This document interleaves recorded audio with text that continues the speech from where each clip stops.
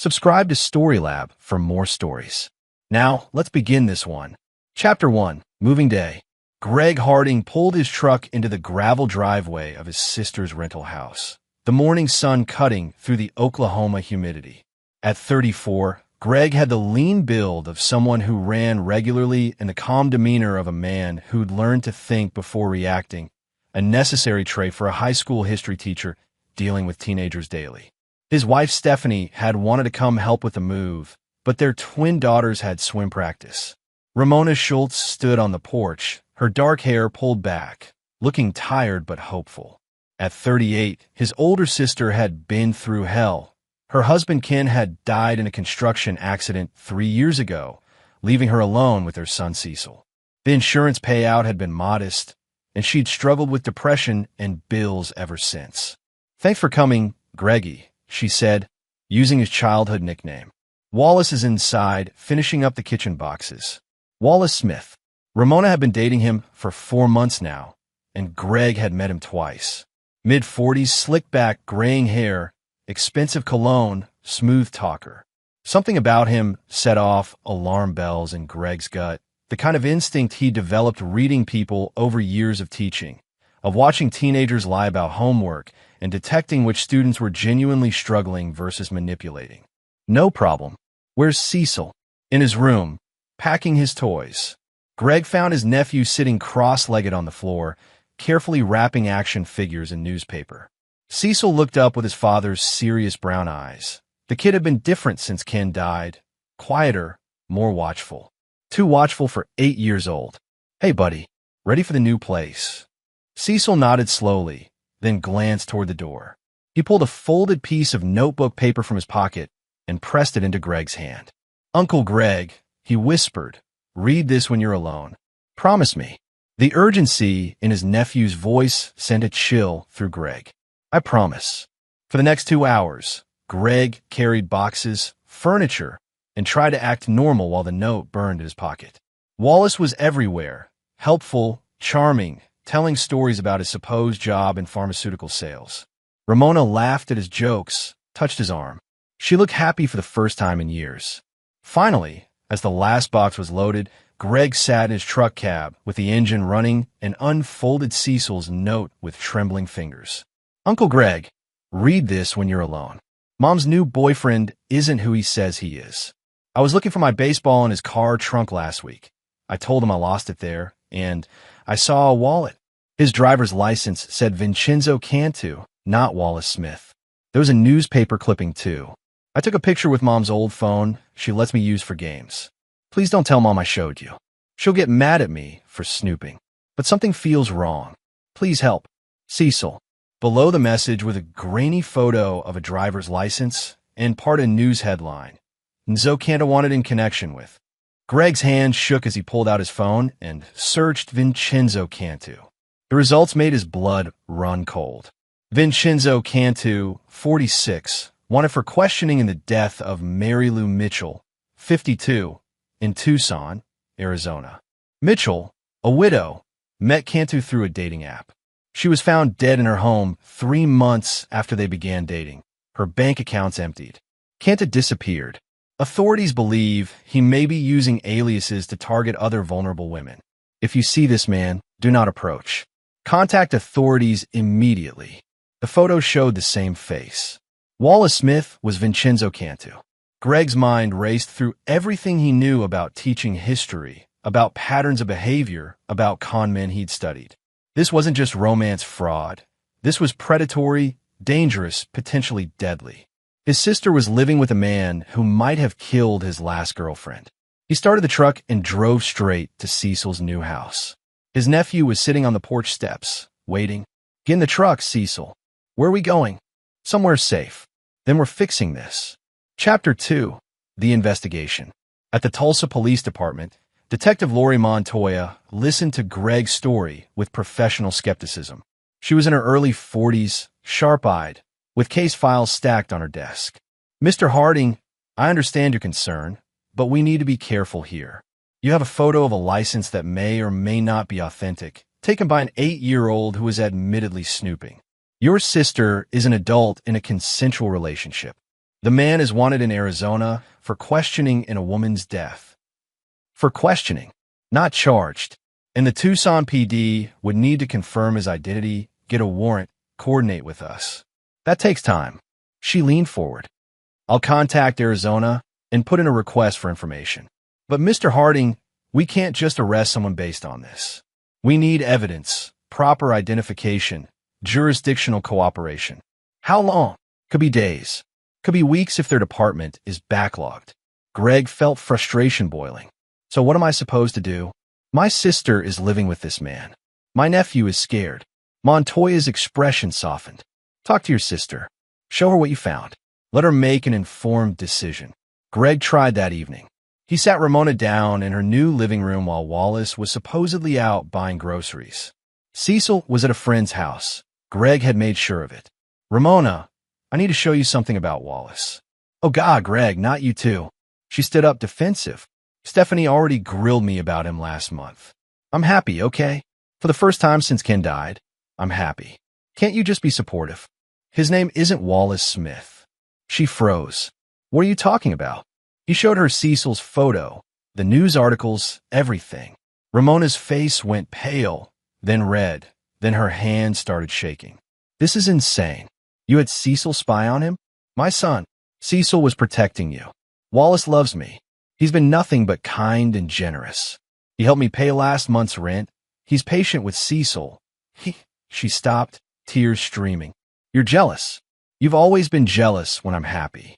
Just like when Ken and I got married. You said he was too impulsive, and you were wrong. Ramona, please listen. Get out. Get out of my house. That night, Greg sat at his kitchen table with Stephanie, laying out everything he knew. His wife of 10 years listened carefully, her green eyes serious. So the police won't act immediately, and Ramona won't listen, Stephanie summarized. What are you going to do? I don't know yet, but I'm not letting my sister end up like Mary Lou Mitchell. Stephanie reached across the table and squeezed his hand. Then we figure this out together. What do we know about this guy? Greg opened his laptop. For hours, they researched. Vincenzo Canda had a pattern. Before Mary Lou Mitchell, there had been others, women in Nevada, Texas, Oregon. Always widows or divorcees. Always vulnerable. Always middle-aged with modest savings. He'd use different names, different stories. The relationships would last 4 to 6 months. Then either the women would mysteriously die and he'd disappear with their money, or they'd discover his fraud and he'd vanish before police could act. He's escalating, Greg said, reading through the timeline. The first few were just financial fraud. Then starting 3 years ago, 2 women died. Mary Lou was the second. The first was Gloria, or in Reno. Her death was ruled a prescription drug overdose, but her daughter fought to have it reinvestigated. By then, Canta was gone. So he's careful. Smart. He probably has multiple identities prepared, multiple escape routes. Greg nodded, his mind working through strategies like he was planning a lesson on military tactics. Which means even if the police arrest him, he might have resources to flee or post bail. And Ramona she's already defending him. She's under his influence. Greg. Stephanie's voice was steady. What are you really thinking? He met her eyes. I'm thinking that the system is too slow and my sister's life is in danger. I'm thinking that if I don't do something, Cecil loses his mother. I'm thinking. You're thinking about handling this yourself.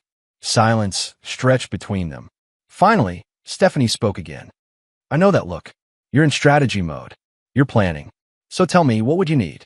Chapter 3. The Trap Begins. Over the next 3 days, Greg became someone else. Not a mild-mannered history teacher, but the student of human nature and warfare tactics he'd always been in his mind.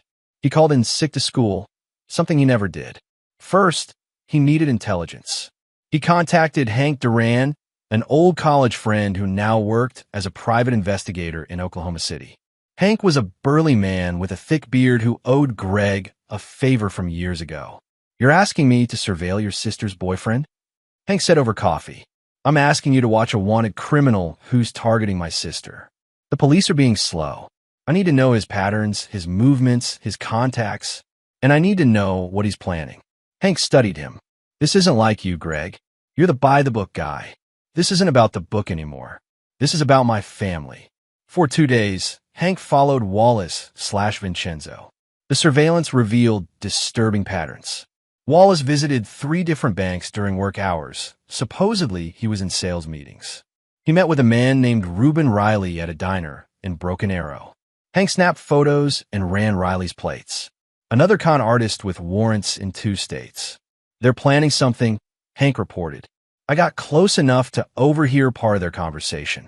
Your sister just added Wallace to her bank accounts last week as an authorized user. He was bragging about it. Said he'd have full access within a month. Greg felt rage building, cold, controlled rage. What else? He's renting a storage unit under another name, Silas Boyd. I followed him there yesterday. Couldn't see inside, but he was in there for 20 minutes. Back home, Greg compiled everything into a detailed dossier. He also reached out to someone unexpected, Odessa Taylor, the daughter of Gloria, or the woman who died in Reno. She'd created a Facebook group trying to find her mother's killer, and Greg sent her a private message. She called him within an hour, her voice thick with emotion. You found him? You found the man who killed my mother. I believe so. He's calling himself Wallace Smith now. He's with my sister. Oh God, you have to stop him. The police in Reno were useless. They said my mom's death was accidental, but I knew. She was healthy. She would never have taken those pills by mistake. But I couldn't prove it, and by the time I pushed for an investigation, he was gone. What can you tell me about him? About how he operated? Odessa talked for an hour. She described how Cantu had charmed her mother, isolated her from friends, gained her trust completely. He made her feel special, needed. She'd been lonely since my dad died. He played on that. And then, her voice broke. And then she was gone, and so was $80,000 from her accounts. Did he have any vulnerabilities? Anything your mother mentioned? She said once that he was paranoid about his car. Always checking it, always worried about tracking. And he hated confrontation. If anyone questioned him, he'd get defensive and manipulative, turn around, make himself the victim. He's a coward underneath all the charm. After the call, Greg sat in his home office, a plan forming. He'd spent years teaching students about psychological warfare, about how generals like Hannibal and Napoleon didn't just win with strength, but with strategy, with using an enemy's own weaknesses against them. Vincenzo Cantu was about to face his own trap. But first, Greg needed one more thing.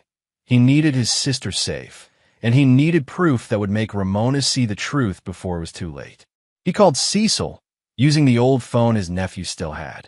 Uncle Greg, hey buddy, I need you to be brave for me. Can you do something important? Is it going to help Mom? Yes, but it's going to be scary. You'll have to trust me. Cecil's voice was steady, older than 8 years. Tell me what to do.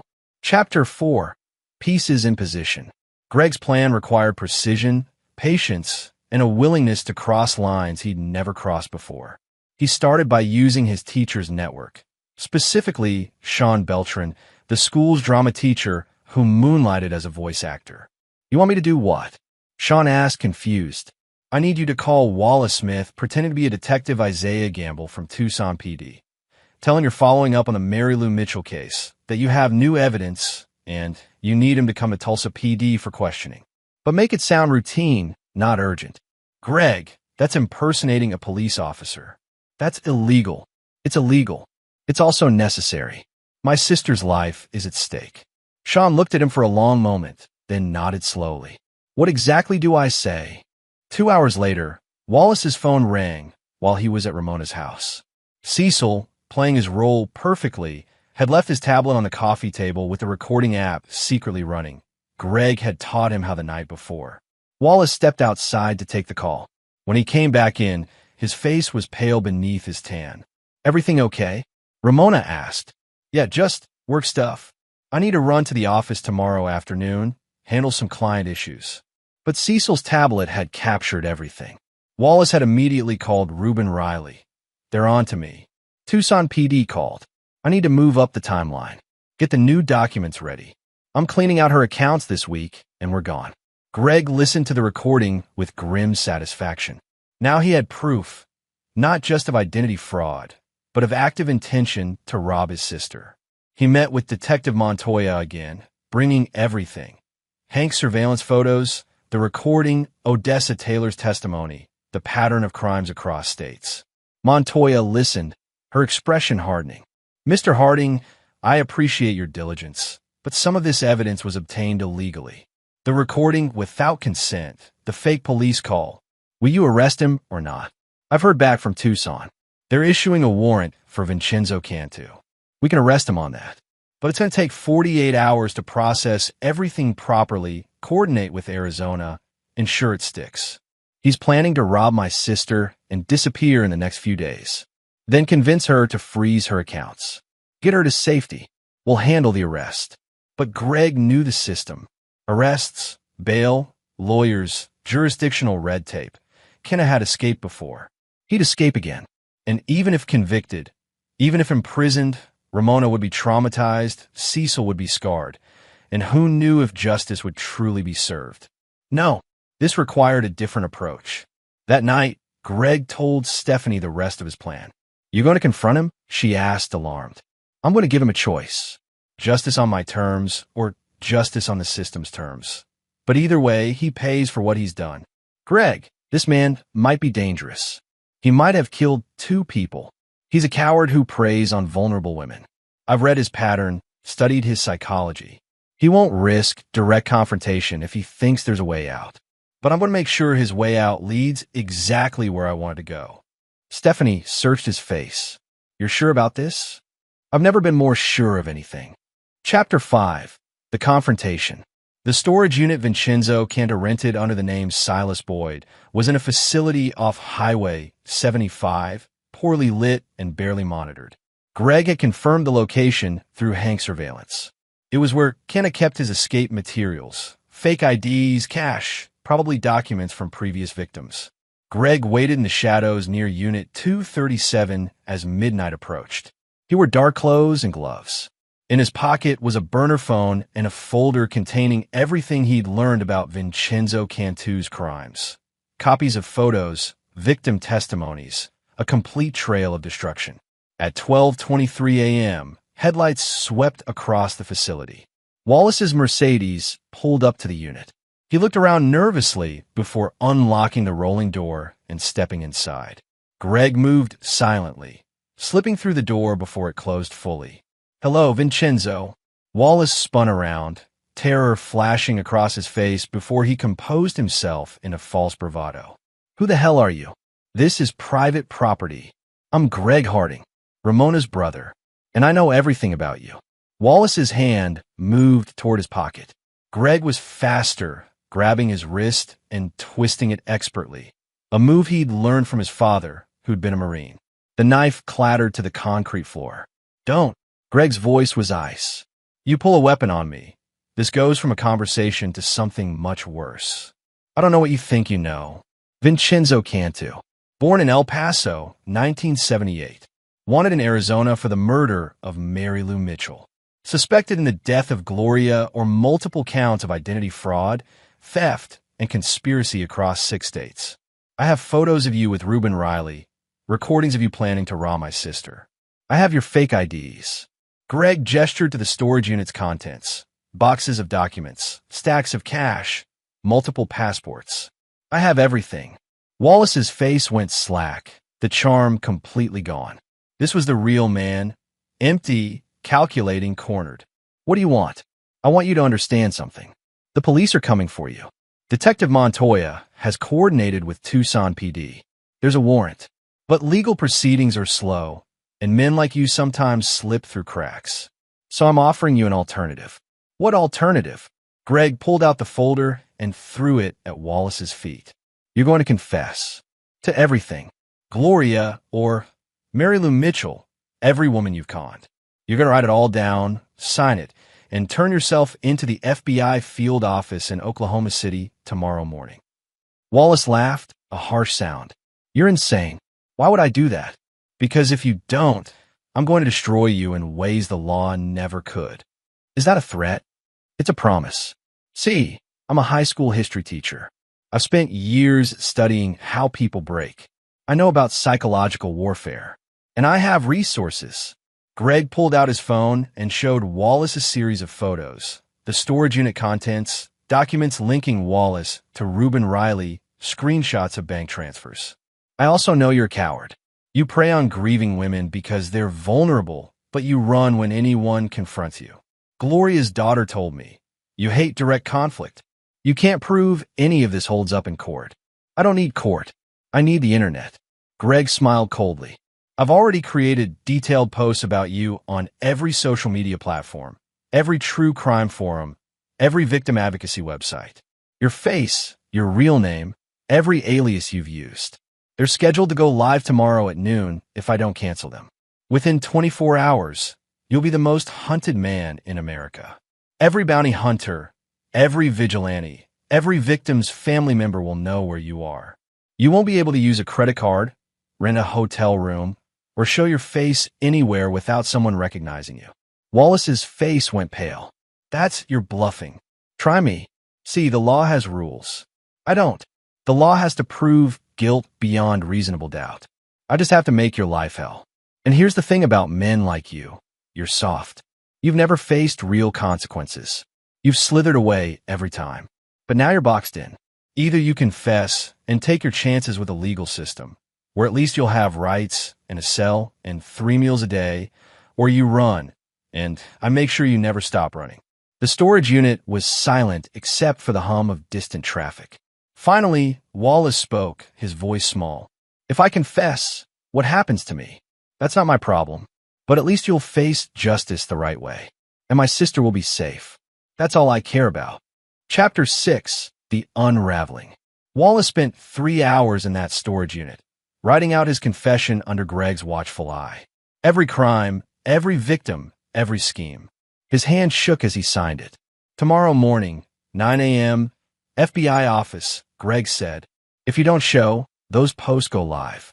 And I'll know if you run. I have people watching. It was a bluff, partially.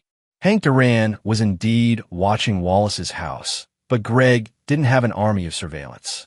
But Wallace didn't know that. Fear was a powerful motivator. Greg left the storage unit first, melting into the darkness. He waited until Wallace drove away before texting Hank. Target leaving now. Stay on him. At 6 a.m., Greg's phone rang. It was Hank, voice urgent. He's at Ramona's house. He's inside right now. She let him in. Greg's blood ran cold. I'm on my way. He called Stephanie. Get Cecil. Bring him to your mother's house.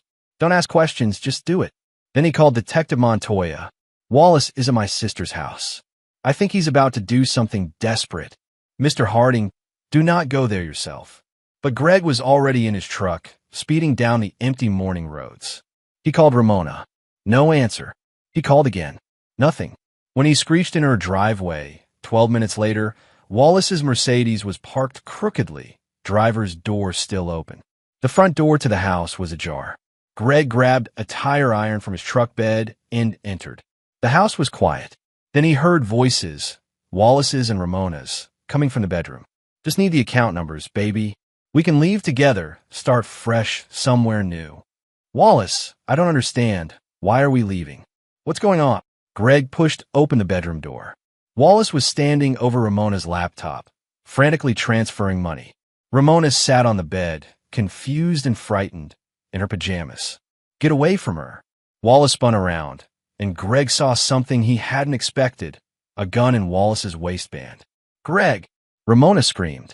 What are you doing here? Ramona, get out of the room. Now. But Wallace pulled the gun, pointing it shakily at Greg. Stay back. Both of you stay back. You said you didn't do confrontation, Greg said calmly, though his heart hammered. You said you weren't violent. Shut up. You've ruined everything. Wallace's voice was high-pitched, panicked. I had it perfect. And you couldn't leave well enough alone? Wallace, what's he talking about? Ramona's voice was small, scared. Tell her, Greg said. Tell her your real name. Tell her about Gloria, Ort, and Mary Lou Mitchell. Tell her what you were about to do. Shut up. Sirens wailed in the distance. Montoya had sent units. Wallace heard them too, his eyes darting to the window. You're trapped, Greg said quietly. The police are coming. You have a gun on a civilian in his sister's house. This ends one of two ways. You put down the weapon and surrender, or you run and make everything worse. I should kill you. I should kill you for ruining this. Maybe, but you won't, because you're a coward. The words hit Wallace like a physical blow. His face contorted with rage and humiliation, and for a moment Greg thought he'd actually pull the trigger. But then the sirens got louder, red and blue lights flashing through the window, and something broke in Wallace. The gun lowered. "I'm sorry," he whispered, though it was unclear who he was apologizing to. "I'm so sorry." Police burst through the front door seconds later. Wallace dropped the gun and put his hands up, tears streaming down his face. Detective Montoya entered, assessed the situation, and nodded to her officers. "Vincenzo Cantu, you're under arrest." Ramona sat on the bed, shock written across her face, as police handcuffed Wallace. No, Vincenzo, and read him his rights. Greg moved to his sister's side, putting an arm around her shoulders. "I don't understand," she whispered. "I'll explain everything. But you're safe now. That's what matters." Chapter 7. The Truth Revealed. In the aftermath, the full scope of Vincenzo Cantu's crimes unraveled like a thread pulled from a tapestry. The FBI took over the investigation, and what they found in that storage unit and on Cantu's encrypted computer shocked even seasoned investigators. Greg sat with Ramona in her living room 3 days after the arrest. Cecil was at school, finally able to return to normal life. Ramona had barely spoken since that morning, processing the betrayal and near miss with her life. "He was going to kill me, wasn't he?" she finally asked. Greg had debated telling her the full truth, but she deserved to know. The FBI found records. He'd researched prescription medications that could mimic heart attacks. The same method used on Gloria, or he was building up to it, probably would have acted within the month. Ramona's hands trembled as she held her coffee mug. "I trusted him completely. I was going to—" She stopped, tears streaming. "He told me he loved me. He met Cecil. He laughed with him. He seemed so genuine. That's what made him dangerous. He was good at pretending. How did you know? How did Cecil know when I couldn't see it? Cecil is a smart kid. He has good instincts because he's been through loss. He knows what real grief looks like, what real love looks like." Wallace was performing, and Cecil sensed it. Greg paused. "And I knew because I've spent my career studying human behavior, reading people. When something feels off, it usually is." Ramona looked at her brother with red-rimmed eyes. "I'm sorry I didn't believe you. I'm sorry I kicked you out, said those horrible things. You were under his influence. That's what predators do. They isolate you, make you doubt everyone else. It wasn't your fault, but I put Cecil in danger. I brought that monster into our home. And then you survived. You both survived. That's what matters." Over the following weeks, the case against Vincenzo Cantu solidified into something airtight. His confession, written under Greg's coercion, wasn't admissible in court, but it had provided a roadmap for investigators. They found everything. Financial records proving he'd stolen over $400,000 from various women over 5 years. Communications with accomplices like Reuben Riley, who was arrested separately. And most damning, forensic evidence linking him to both Gloria Orr's and Mary Lou Mitchell's deaths.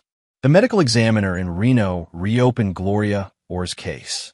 With new evidence, they determined her death had indeed been homicide, a lethal cocktail of prescription drugs administered without her knowledge. Mary Lou Mitchell's case was similar. Ken had been careful, but not careful enough. Greg attended every hearing, sitting in the gallery with Stephanie, watching as the man who'd nearly destroyed his family faced justice. Cantu's public defender tried various strategies, claiming coercion, challenging evidence. But the weight of testimony from victims' families, from financial forensic experts, from detectives across multiple states, was overwhelming. Chapter 8. The Reckoning. The trial itself took 6 weeks. The prosecution painted a methodical picture of a serial predator who had refined his techniques over years. Odessa Taylor took the stand and described her mother's final months, how Gloria had been happy with her new boyfriend, then suddenly withdrawn, then dead. She identified Vincenzo Cantu as that boyfriend, despite his denials. Other women testified. those who'd escaped before he could fully execute his plans.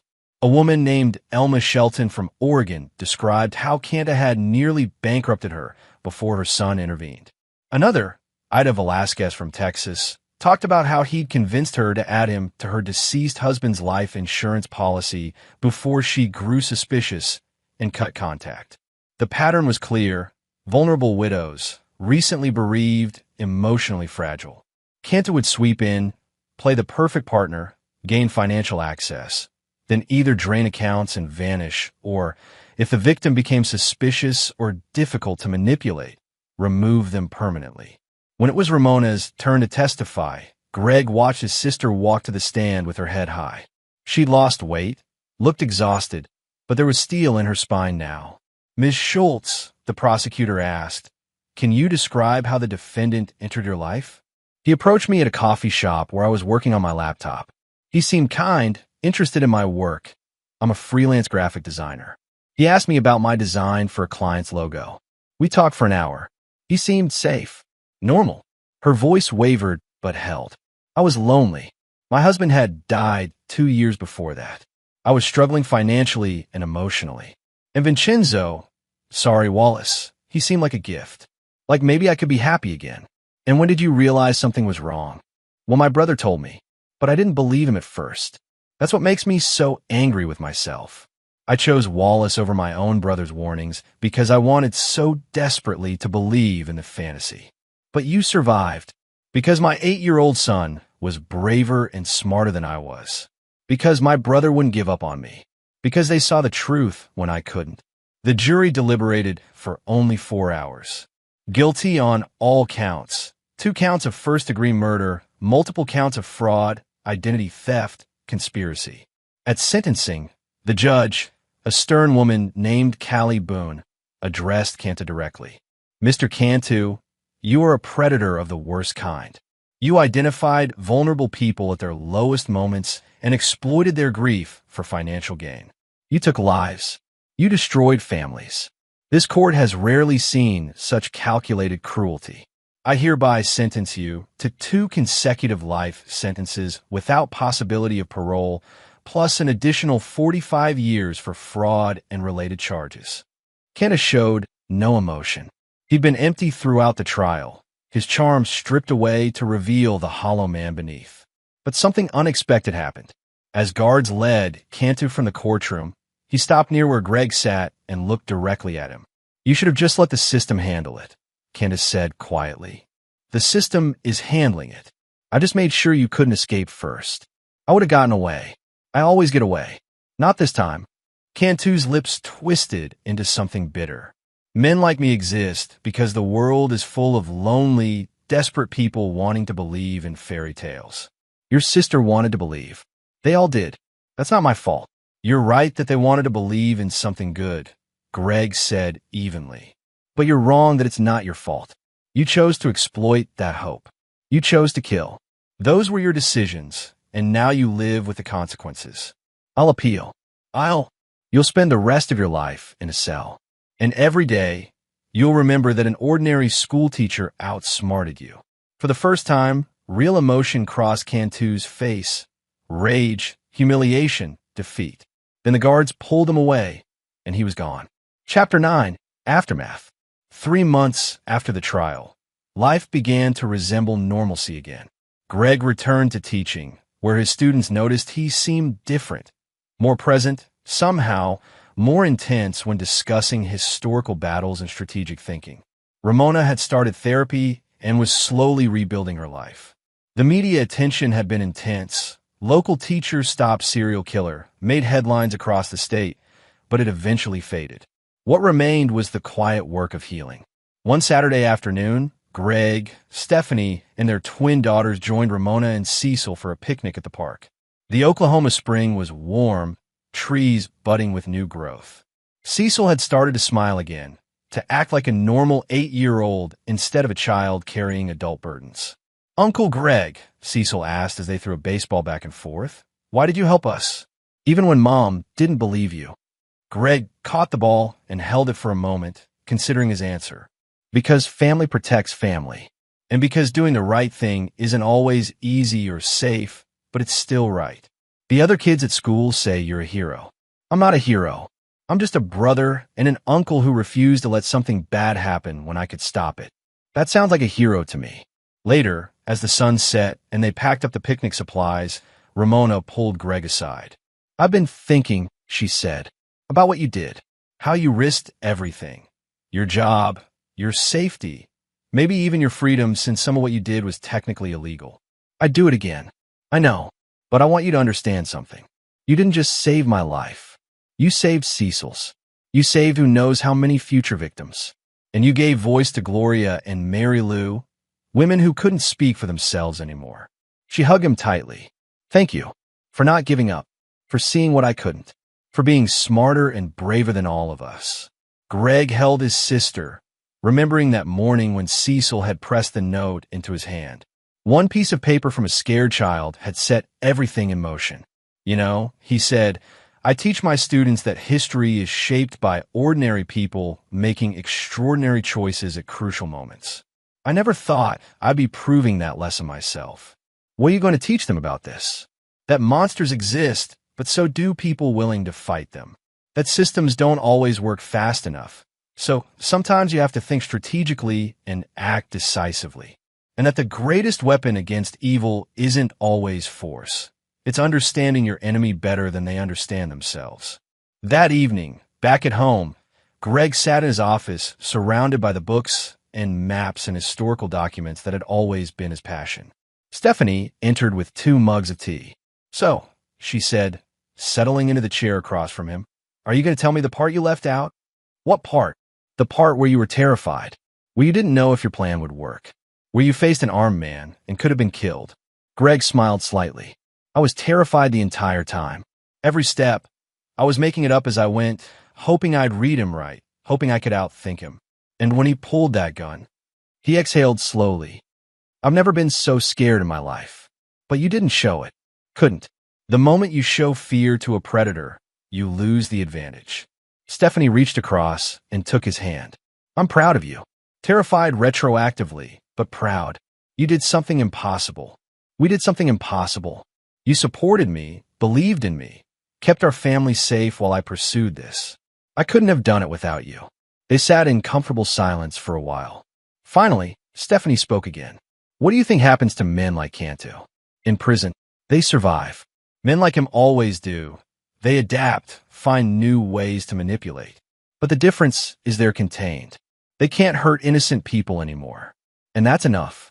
Is it enough? Greg considered. Justice isn't always satisfying. It's not always neat or complete. But he's locked away forever, and everyone knows what he did. His victims got their day in court. Their families got to speak.